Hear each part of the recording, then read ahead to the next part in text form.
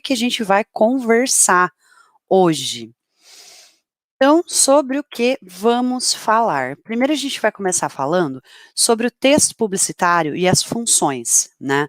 Qual que é a função do texto publicitário? Literalmente, para que serve um texto publicitário? Vamos seguir falando sobre linguagem publicitária, sobre tipos de texto que a gente pode aplicar quando estivermos escrevendo. Vamos falar de uma coisa muito, muito importante que é conceito e tema de campanha. Toda campanha tem um conceito e um tema para seguir, certo? Sobre alguns procedimentos persuasivos que podem ajudar vocês a terem ideias, sobre o esquema aristotélico, baseado na arte retórica de Aristóteles, que é maravilhoso para a gente conseguir escrever textos que sejam realmente persuasivos, e vamos finalizar hoje falando sobre as duas forças as duas forças do texto publicitário, de acordo com Carrascosa, que é a linha apolínea e a linha dionisíaca. Então, estamos aqui lembrando que qualquer dúvida vocês podem conversar comigo no chat, o chat está aberto aqui ao meu lado, e eu vou conversando com vocês. Sempre bom estar aqui com vocês, tá bom? Vamos lá, vamos começar falando sobre o texto publicitário, né? O que é um texto publicitário? Então, Martins fala o seguinte: texto publicitário é qualquer forma de comunicação verbal que se destina a levar ao público informações comerciais ou ideológicas. O que ele quer dizer com isso? Um texto publicitário, ele pode divulgar um produto ou um serviço ou uma marca, certo? Então, estou falando de informações comerciais. Mas também a gente pode propagar ideias, né? Então, por exemplo, ideias sobre segurança no trabalho, ideias hoje, por exemplo, é o Dia da Consciência Negra, então ideias sobre isso, né, entre outras coisas. Por isso que a gente fala que é um texto que ele vai ter a finalidade de levar ao público informações comerciais ou ideológicas. Qual que é a matéria-prima do texto publicitário? São as palavras. Né? Então, várias palavras que, quando colocadas em um conjunto, vão formar frases que formam parágrafos, que formam textos, que vão passar mensagens para um determinado público-alvo, para um receptor ou receptora, né? Então, as palavras são para quem trabalha com redação, como tijolos são para quem trabalha com construção civil, por exemplo. Então, por exemplo, uma casa não é feita com um tijolo só. Uma casa é feita por vários tijolos. Só que esses tijolos, eles não são colocados aleatoriamente na construção dessa casa. Eles são enfileirados e eles têm também cimento entre eles para grudar, entre outras coisas. No nosso texto, a gente tem, além de palavras, pontuação, entre outras coisas. Além disso, por exemplo, quando a gente está construindo uma casa, a gente vai passar o reboco, vai lixar, vai pintar a parede para ficar tudo bem bonitinho, né? Então, da mesma forma, a gente vai cuidar da coesão e da coerência do nosso texto. Então, da coesão do sentido dele, da coerência, da conexão das ideias dentro do texto, para que ele seja facilmente lido e entendido. Então, temos que ter todo esse cuidado. Então, o texto ele vai equivaler a todo e qualquer processo discursivo, um discurso, cuja textualidade, a aula que Márcia maravilhosa estava dando para vocês agora. Então, a textualidade ela resulta de mensagens verbais ou não verbais.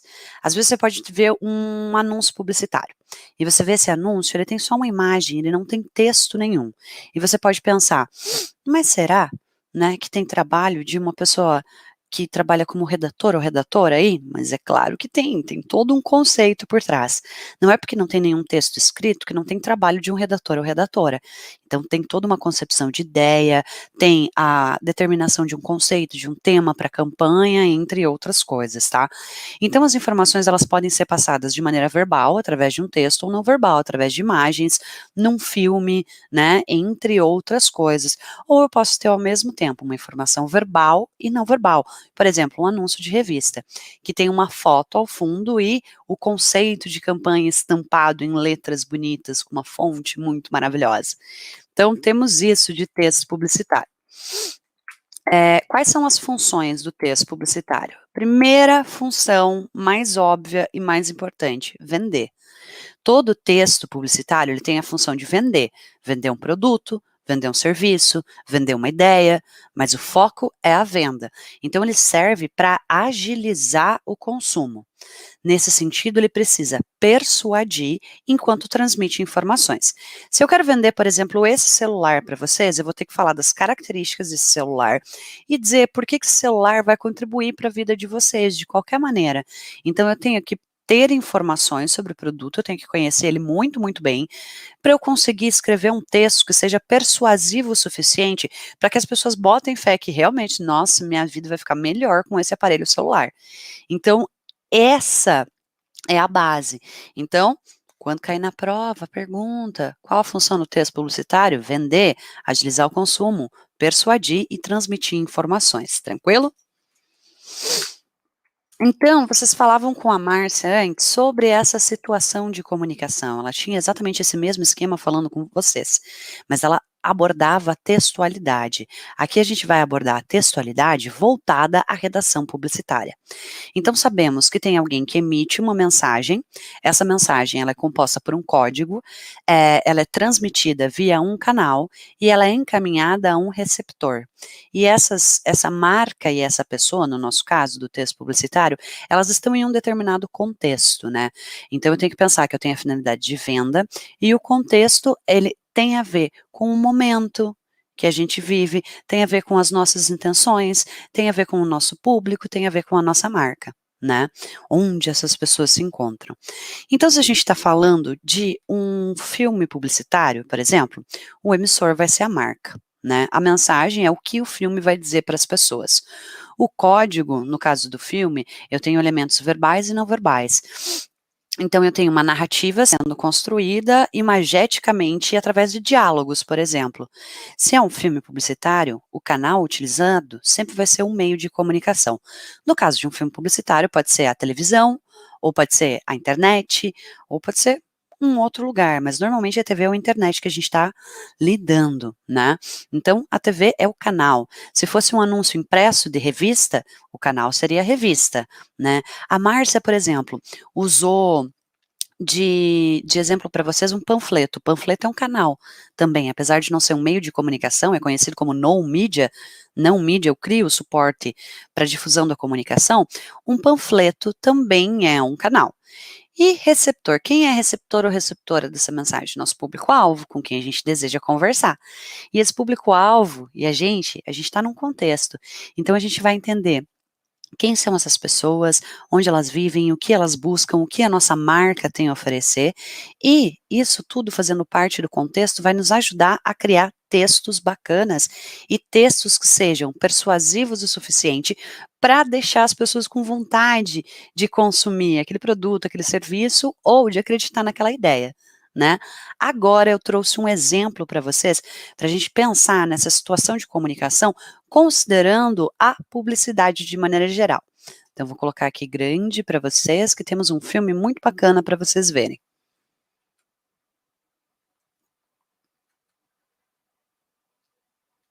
O meu áudio não está funcionando. 1 minuto para o áudio.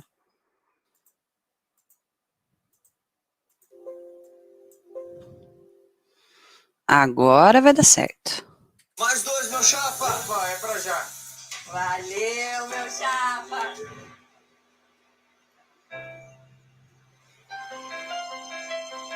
Tá muito complicado pra mim. Calma, pega o multímetro, vamos de novo.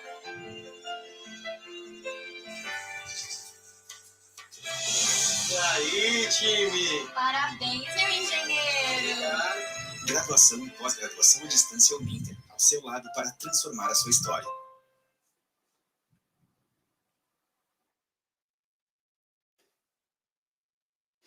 Então eu usei para vocês aqui um filme da Uninter para a gente pensar um pouquinho nesse sentido. Que é emissor da mensagem? A Uninter. A Uninter quer mandar uma mensagem. Qual é a mensagem? A mensagem é que quando você entra para a Uninter, você é capaz de realizar vários sonhos, né? E transformar a sua vida. Essa é a mensagem.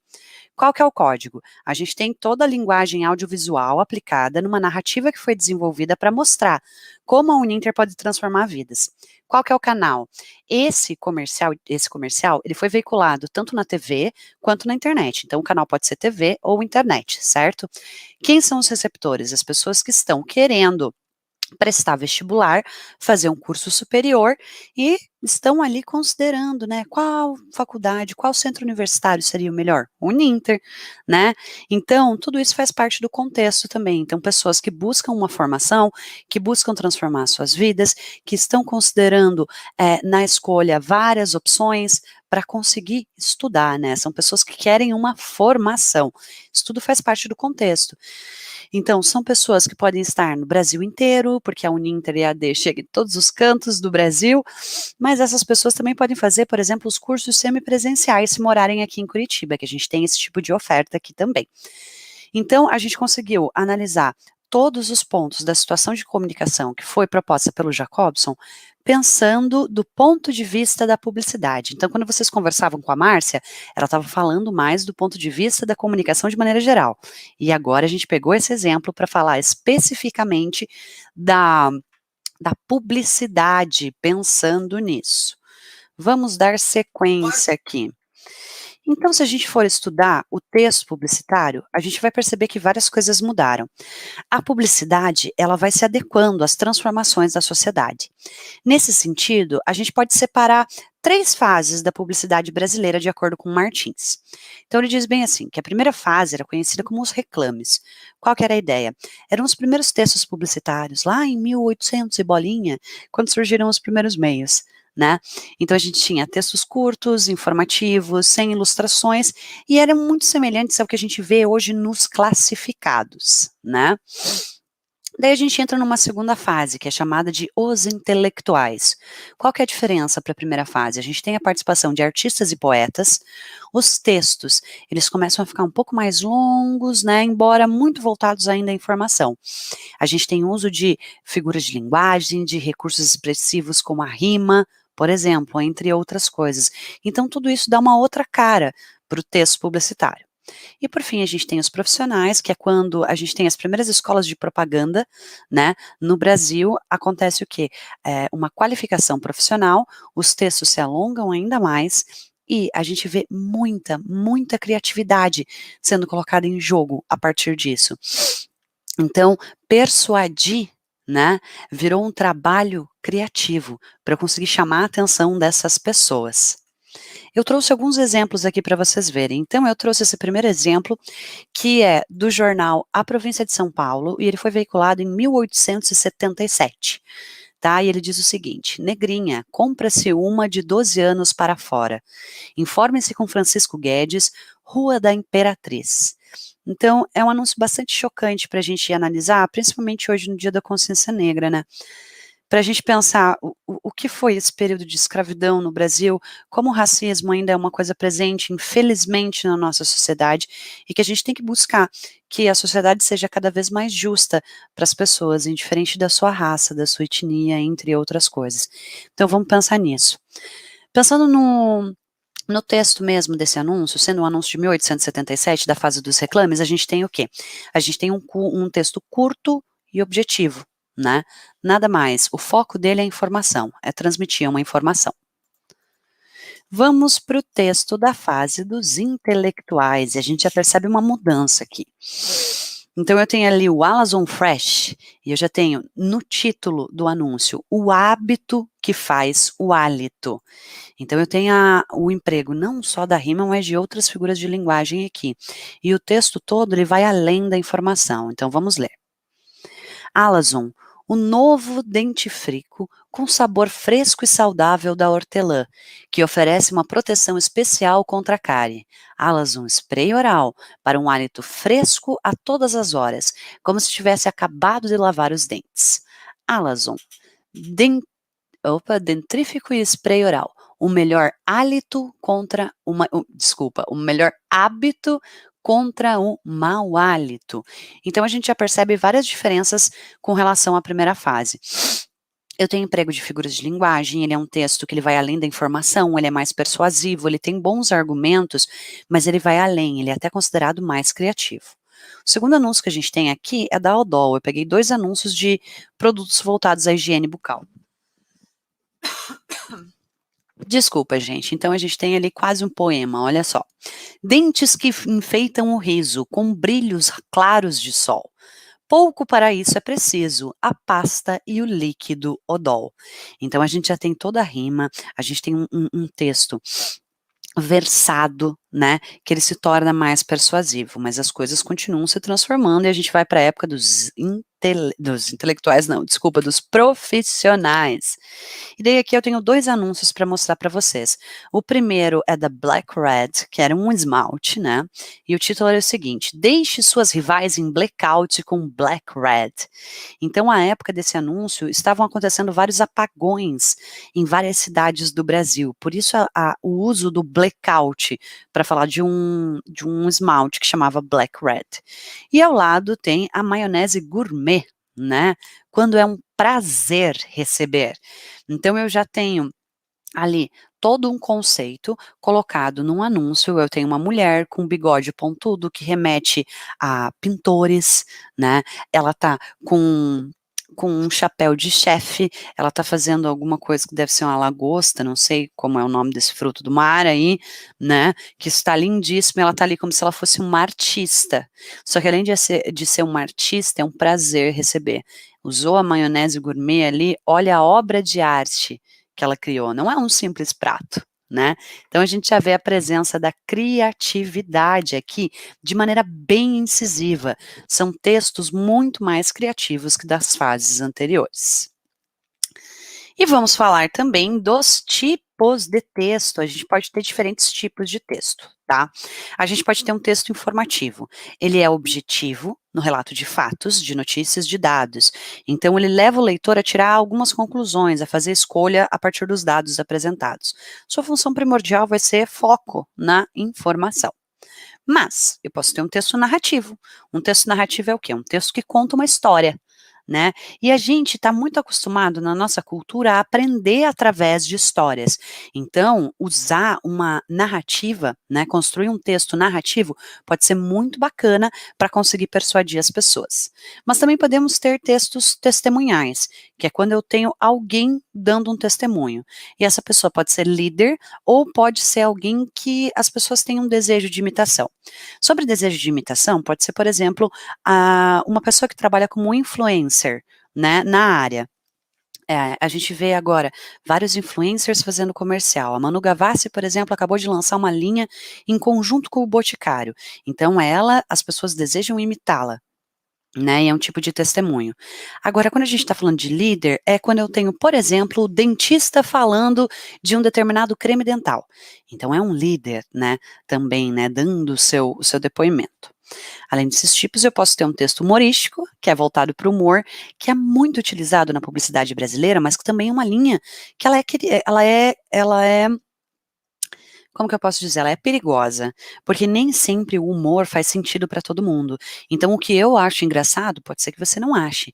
Então, eu preciso entender muito bem o meu target, o meu público-alvo, para saber o que vai fazer sentido em termos de humor para ele. Posso ter um texto inverso, que ele é composto de maneira poética, né? E também um texto diálogo, que ele estabelece a interlocução.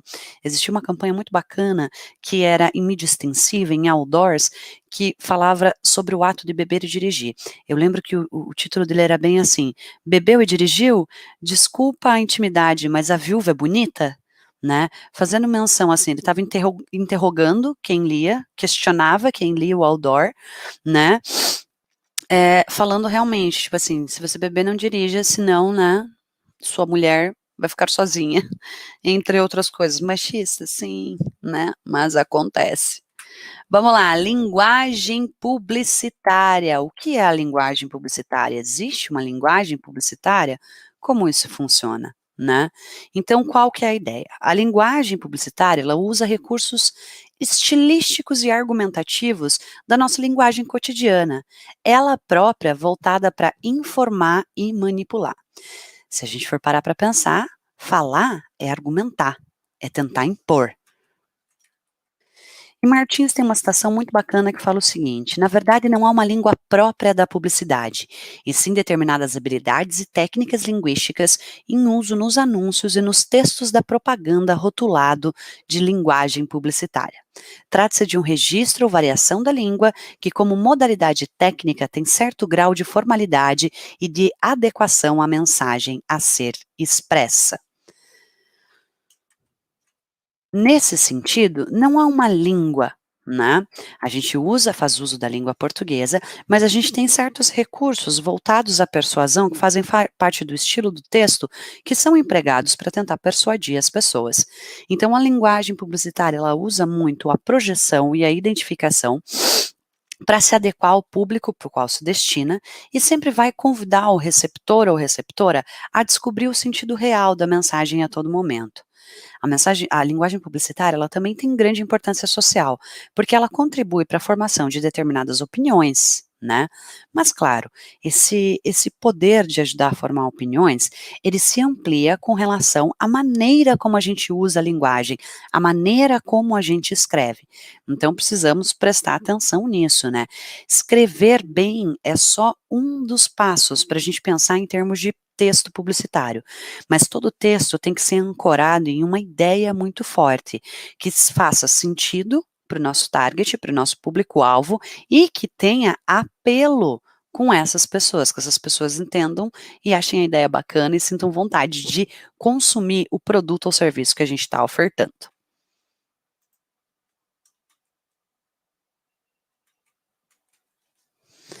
Agora a gente chega numa parte que, na minha opinião, é uma das partes centrais dessa disciplina para quem quer trabalhar com redação, que é o estabelecimento de conceito e tema de campanha, tá?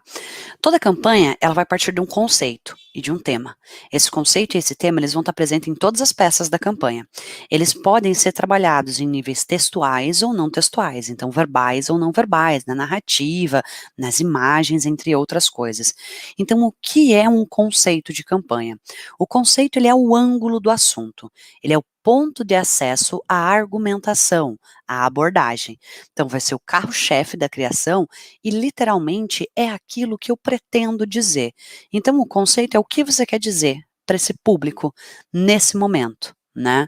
Então, é a mensagem, o diferencial elencado, a promessa básica. Consiste em descrever a ideia que se pretende passar na campanha, de acordo com o público. Então, o conceito é o que eu quero dizer. Mas não é só dizer algo, eu vou dizer algo para alguém. E eu preciso achar a melhor maneira de dizer isso para o meu target, para o meu público-alvo. Por isso, o tema de campanha. Conceito e tema, né, andam lado a lado. O tema, ele parte do conceito. Né? Ele é a melhor forma de dizer aquele conceito para aquelas pessoas que compõem o público-alvo da minha mensagem. Então, o tema de campanha é o foco, é a frase tema, é o resumo, a melhor expressão do conceito, a melhor forma de transmitir a ideia. Então, é a maneira como a gente vai manejar os argumentos disponíveis. Ele também faz parte da ambientação do clima da campanha. Públio diz que é uma breve explanação criativa sobre o que se pretende dizer, o melhor enfoque para aquele público e a forma como as coisas vão ser faladas. Certo? E daí a gente tem uma citação muito interessante do Martins falando exatamente sobre o tema de campanha. O tema é momentâneo, sendo reflexo de uma situação atual, e por isso terá sua própria dinâmica e seu desenvolvimento, traduzindo a proposição de compra ou uso do produto ou serviço dentro de um contexto contemporâneo. Pode até configurar-se como slogan e com ele ser usado na peça principal ou de lançamento da campanha na forma de título. Porém, deverá sempre respeitar os valores fundamentais da marca, sem o que a comunicação não irá somar-se aos esforços contínuos do produto ou serviço para conquistar a mente e o coração do seu público. Então, a gente vai analisar o contexto, sabendo o conceito, o que queremos dizer, e a partir do contexto e do público-alvo, a gente vai achar a melhor maneira de falar para essas pessoas. Eu costumo falar o seguinte, dar um exemplo bem bobinho, mas que é maravilhoso para a gente entender conceito e tema. Supomos que você está se envolvendo romanticamente com uma pessoa, você tem um crush ou uma crush, né, novo ou nova, e você quer contar isso para as pessoas que fazem parte, né, da sua vida. E você quer contar isso para dois públicos específicos, tá? Um público são seus pais, seu pai e sua mãe, e o outro público são seus amigos, suas amigas, seus amigues, né? Então, resumindo, o que você quer dizer, o conceito é, estou me relacionando com uma pessoa, né? dependendo do público-alvo, o tema, a abordagem vai ser diferente. Por exemplo, para os seus pais, você vai elencar argumentos como ele é uma pessoa, ele ou ela, né? Esta pessoa é séria, esta pessoa é comprometida, essa pessoa me trata bem, né? Essa pessoa tem interesse em construir uma família, sei lá, entre outras coisas. Então, eu manejo certos tipos de argumentos, pensando em como falar isso para as pessoas. Quando eu vou falar para os meus amigos, amigas, amigues, né, eu vou falar o seguinte: nossa, essa pessoa é linda. Essa pessoa ouve as mesmas músicas que eu. Os nossos gostos são muito parecidos. Ele já viu todos os filmes que eu amo, né? Ele gosta de fazer as mesmas coisas, ir aos mesmos lugares que eu. Então, é uma série de outros argumentos que eu vou usar para tentar persuadir as pessoas a curtirem o meu novo rolo, ou minha nova rolo, né? Meu novo ou nova crush. Então, vamos pensar nisso quando a gente estiver pensando em conceito e tema de campanha. Para ficar um pouquinho mais claro, eu trouxe um exemplo para vocês. Esse exemplo foi retirado de um TCC que foi feito por 3 alunos e eu fui orientadora, que eram o Alex, a Ana e o Douglas. Eu trago exatamente essa campanha porque ela foi finalista do Prêmio Spocon em 2017, que é uma premiação estudantil para os melhores trabalhos de comunicação social da região sul. E essa campanha foi uma das 5 finalistas de toda a região sul, certo? Vamos ver, né? Então, a gente tem aqui a explicação que deram sobre o conceito de campanha. O cliente era uma escola de músicas aqui de Curitiba que chama Cenário Espaço Arte, certo? Então, eles colocam da seguinte maneira: o momento vivenciado pelo país, a campanha ela foi feita em 2016, certo? Em 2016 a gente tinha o quê? Muitos protestos por várias razões, principalmente protestos de cunho político acontecendo no país. Então, o momento vivenciado pelo país proporciona uma grande visibilidade em praticamente todos os meios acerca das questões de manifestos dos mais diversos posicionamentos políticos. Aliando esse cenário à palavra expressão, cujo termo foi um dos mais usados para descrever o significado da dança para os entrevistados, a 5, que era a agência dos alunos e da aluna, né? A 5 desenvolveu o conceito manifeste a sua expressão. Manifeste a sua expressão é o que eles querem dizer. E agora, qual é a melhor forma de falar isso, né?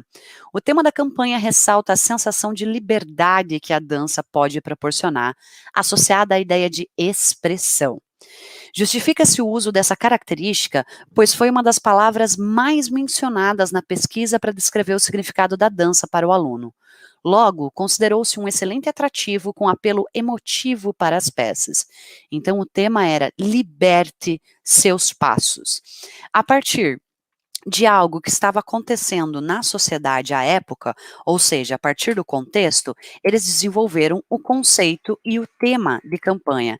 Então, essa era a proposta deles para a mídia extensiva, para um front light, que é quando a gente tem essa placa que tem a iluminação na frente ali, como vocês podem ver, os spots de luz ali na parte superior que iluminam, né? Além disso, foram feitas outras peças. Eu trouxe algumas aqui das redes sociais. Então, a gente tinha o tema expresso em uma peça, então, liberte seus passos, e no outro ali, expresse seus movimentos. As fotos também colaboram, né? Literalmente para expressar a ideia deles de liberdade, de manifeste, de lute. O cartaz, ele fazia parte da ideia do conceito, que eram protestos, eram manifestações, entre outras coisas. E eu trouxe também o panfleto que eles criaram, né? Então, cenário, liberte seus passos. A gente já sua aula experimental na cenário e todas as modalidades. Era uma escola que não tinha só dança, mas dança é o carro-chefe da escola, mas tinha aula de circo, aula de zumba, aula de balé clássico, dança contemporânea, entre outras coisas. Então, o conceito foi manifeste sua expressão, o tema foi liberte seus passos. Né? Então, como que você pode pensar para desenvolver isso? Eu coloquei um esqueminha aqui para vocês pensarem, tá? Primeiro você vai pensar no seu diferencial. Então, o que só o seu produto ele pode afirmar? Esse diferencial, ele pode ser tangível ou intangível. Qual que é a diferença? O que é tangível e intangível? Tangível eu posso pegar, tá? intangível eu não consigo sentir, não consigo guardar no meu bolso, eu costumo falar. Então, assim, se a gente fosse falar dessa garrafa, por exemplo, deixa eu colocar um pouquinho maior. Então, a gente tem essa garrafa. Essa garrafa, por exemplo, é uma garrafa que eu posso elencar elementos tangíveis dela, que ela é uma garrafa que ela tem um design que favorece eu segurar ela, então é mais fácil de segurá-la, ela não é totalmente arredondada, certo? Ela tem uma tampa, ela é térmica, tudo isso é tangível nela. Agora, o que é intangível? Eu achei particularmente essa garrafa bonita. Eu não sei se vocês podem ver, mas ela tem uns brilhos, né? Então ela é preta brilhosa. A beleza é uma coisa intangível. Eu não consigo pegar a beleza e guardar no meu bolso para usar depois. Então é uma coisa intangível. E um aspecto que eu curti sobre esse produto que me fez também querer tê-lo para mim, tê-la, no caso, a garrafa, né? Então a gente precisa pensar nisso. O que só o seu produto pode afirmar, uma característica tangível ou intangível. Depois a gente vai partir para o conceito, que é a nossa promessa básica. Qual que é o argumento que você vai defender? Qual que é a garantia para que a informação não se perca? Para daí eu pensar como que eu vou defender esse argumento, né? Qual vai ser o meu caminho criativo desenvolvendo o tema de campanha, né? Pensando em qual é a melhor maneira de falar isso para o público-alvo, para o target da campanha. E o target influencia drasticamente nisso, né? Lembrem da história de contar sobre o novo ou nova crush, né? Para os seus amigos ou para os seus pais. Então, o target influencia diretamente.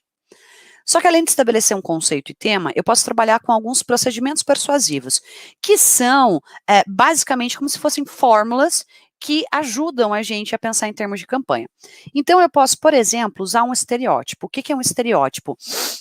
É como se a gente tivesse um perfil, né, pronto, da maneira como a gente encara. Esses perfis, eles são retirados da sociedade. Por exemplo, tem estereótipos que já estão ultrapassadíssimos, mas que a gente ainda vê presente na publicidade brasileira. Por exemplo, os bebês que só têm mães, né? Nunca vi um comercial de fralda com um pai. Mentira, vi um só. Vi um comercial de fralda, que a estrela do comercial era o pai, não era a mãe. Então, aquela criança tinha um pai, né? Porque normalmente as crianças não têm pai, né? No comercial de fralda, só aparece a mãe e o bebê.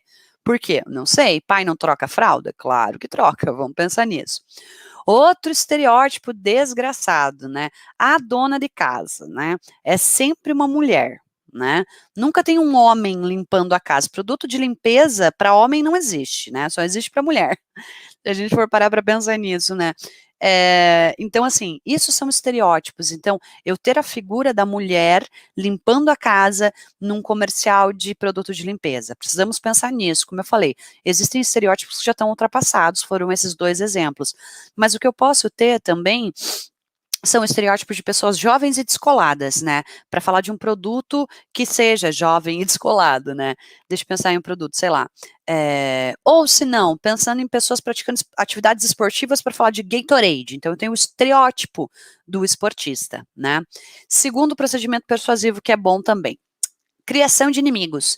Tipo, esse produto aqui, o Mr. Músculo, ele é inimigo da gordura, né? Na sua louça, em qualquer lugar.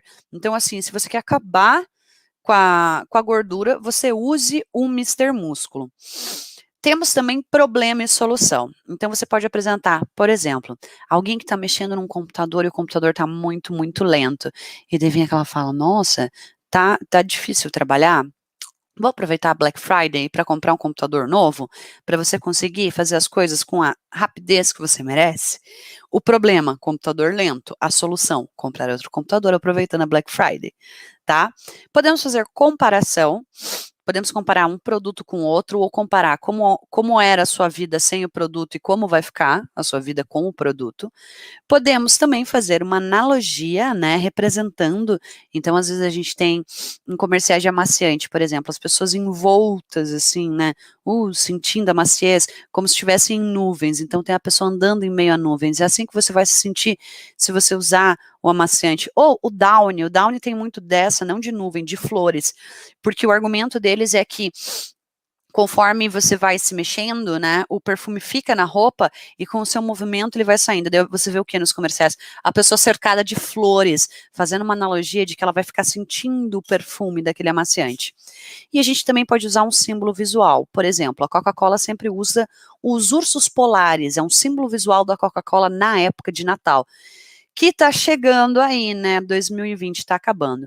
Então, esses são alguns procedimentos persuasivos que a gente pode usar dependendo do conceito e tema. O conceito e tema ele pode partir de um procedimento persuasivo, tá? Para dar mais força ainda no processo de, literalmente, persuasão, de convencimento das pessoas de que a marca, produto, serviço que a gente está ofertando é muito bacana. E daí a gente chega no esquema aristotélico, né? Qual que é a ideia do esquema aristotélico? Então, a preocupação com a persuasão, com o domínio da expressão, ela nasceu entre os gregos. Então, isso a gente vê no livro chamado A Arte Retórica de Aristóteles. E ele diz que para ser coerente um discurso, ele tem que passar por 4 etapas básicas, que são exórdio, narração, provas e peroração. O exórdio introduz o assunto. Na narração, você desenvolve. Nas provas, você apresenta argumentos. E na peroração, você faz uma recapitulação e um convite à ação. Para a gente pensar um pouquinho como é o esquema aristotélico do ponto de vista da redação publicitária, normalmente o título do anúncio ele vai ser o exórdio. A narração e as provas vão ser o texto. E a assinatura vai ser a peroração. Para a gente ver isso, eu trouxe um exemplo que eu retirei de um livro, que é o livro da disciplina maravilhoso, está disponível na biblioteca online Pearson, para vocês podem consultar lá através do Univirtus, tá? Logo na página inicial, no lado esquerdo, tem lá um item no menu que chama Biblioteca e Biblioteca Virtual Pearson, quando você acessa, tá? Então, isso eu extraí do livro Redação Publicitária, da Weizenmann, e ela traz um anúncio, cujo texto é da Daniela Abad, da MPM Propaganda. Vamos ao texto. Título: Imagine se você tivesse 7 vidas e todo dia o mesmo cardápio. Agora o texto. Vida de gato não é fácil. Ele pede cafuné, sai miando suas lamentações pela noite e ninguém percebe que ele só quer uma coisinha melhor para o almoço. Por isso, a Purina está trazendo dos Estados Unidos suas novas rações, Meow Mix, Kitten Chow e Canned Cat Food. Elas têm todos os nutrientes para deixar seu gato mais forte e saudável e a maior variedade de sabores do mercado. Coloque essas novidades no cardápio do seu gato. Assim, ele não vai passar 7 vidas morrendo de tédio. Nesse texto, é possível perceber claramente as 4 fases do discurso aristotélico para que ele seja coerente e persuasivo. Então, primeiro, a gente tem o quê? A gente tem o exórdio, né, no título. Imagine se você tivesse 7 vidas e todo dia o mesmo cardápio. Apresenta o problema, o tema e introduz o assunto. Na sequência, a gente tem o restante do texto. A primeira parte. Vida de gato não é fácil. Ele pede cafuné, sai miando suas lamentações pela noite e ninguém percebe que ele só quer uma coisinha melhor no almoço. Aqui, a gente está ilustrando a proposta, a gente está desenvolvendo o tema apresentado no exórdio. Então, essa fase é a narração. Temos o restante do texto. Por isso, a Purina está trazendo dos Estados Unidos suas novas rações, Meow Mix, Kitten Chow e Canned Cat Food. Elas têm todos os nutrientes para deixar seu gato mais forte e saudável e a maior variedade de sabores do mercado. Então, o que eu tenho nessa etapa? Argumentos sobre a qualidade do produto, sobre o porquê dessa ração ser bacana para os gatos. Tá? E a gente tem o fim do texto, né? Coloque essas novidades no cardápio do seu gato. Assim, ele não vai passar 7 vidas morrendo de tédio. E ainda faz, no final do texto, uma menção ao início, né? Se a gente for parar para ver aqui o texto completo, né? Imagine se você tivesse 7 vidas todo dia o mesmo cardápio e termina falando, assim não vai passar 7 vidas morrendo de tédio. Então, o fim do texto remete ao começo. A gente vai ver isso na próxima aula, que é o que a gente chama de estrutura circular. Tá? Então, o fim remete ao começo. Isso é um texto circuito fechado. Quando eu termino falando do começo, o meu texto ele parece mais forte e persuasivo. Então, com esse texto, a gente pode entender um pouquinho mais sobre as fases do discurso aristotélico, vendo elas empregadas em um texto publicitário mesmo, maravilhoso, de Daniela Abad, né? Vamos falar, então, agora das duas linhas de força do texto publicitário. Essa ideia das duas linhas de força é do Carrascosa, tá? Então, o Carrascosa diz que os textos publicitários, eles podem ser de linha apolínea, linha dionisíaca ou um misto das duas linhas, sendo que uma sempre vai sobressair, tá? Opa, botei pro lado errado. Vamos lá, primeiro ponto, linha apolínea. Para falar sobre essa teoria, o Carrascosa ele parte da mitologia grega e fala dos deuses Apolo, linha apolínea, e Dionísio, né, que é a linha dionisíaca. Então, Apolo, ele era o deus da razão, ele era considerado o mais bonito de todos os deuses, né?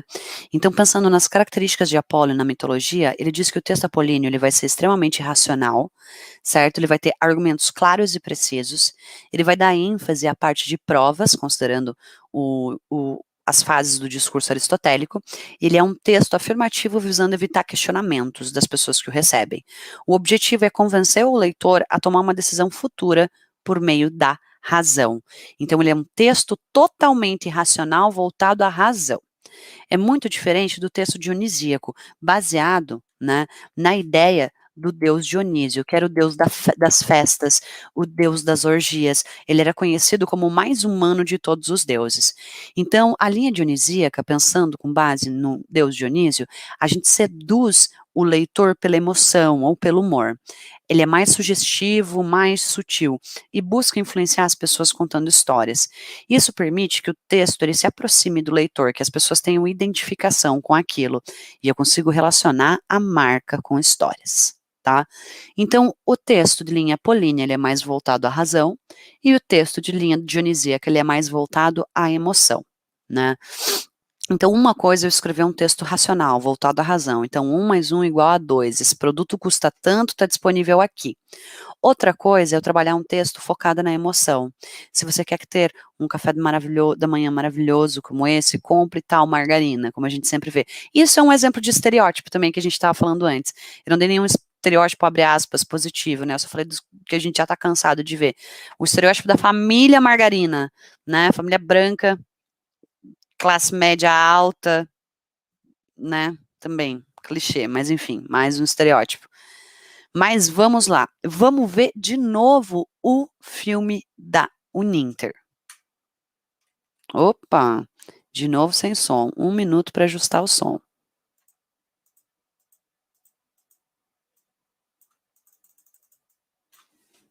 Um segundo.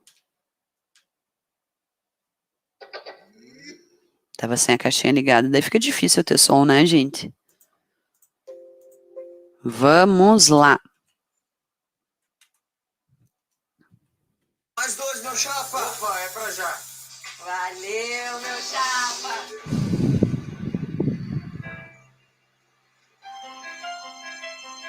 Tá muito complicado pra mim. Calma, pega o multímetro, vamos de novo.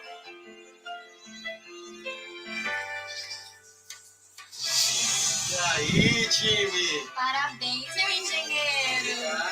Graduação e pós-graduação à distância Uninter, ao seu lado para transformar a sua história. Então, se a gente for considerar esse comercial da Uninter, né? Vocês acham que ele é um texto apolíneo ou um texto dionisíaco? Ele é um texto voltado à razão ou voltado à emoção? Claramente ele é voltado à emoção. A gente tem vários indícios disso dentro da narrativa, porque não é simplesmente ofertar um curso superior, como seria alguma coisa voltada à razão, baseado em argumentos como preço, possibilidades, formatos de ensino, entre outras coisas. Apela para a emoção porque me conta uma história de uma pessoa que transformou a sua vida quando passou pela Uninter. Então é muito mais voltado à emoção, né? Contando uma narrativa, entre outras coisas. Então, finalizando essa aula de hoje, nossa primeira aula. Desculpa, gente. Vamos lá. A gente sabe que o texto, então, publicitário, ele tem função de agilizar o consumo. Existem diferentes tipos de texto que podem ser empregados em diferentes contextos e quando voltados para diferentes públicos. Todo texto publicitário vai partir de conceito e tema, e você pode usar as frases definidas como conceito e tema nas suas peças, tá? Os procedimentos persuasivos que a gente viu podem contribuir para o desenvolvimento do texto, seja utilizando estereótipos, símbolos visuais, fazendo analogias, usando humor, contando histórias, entre outras coisas.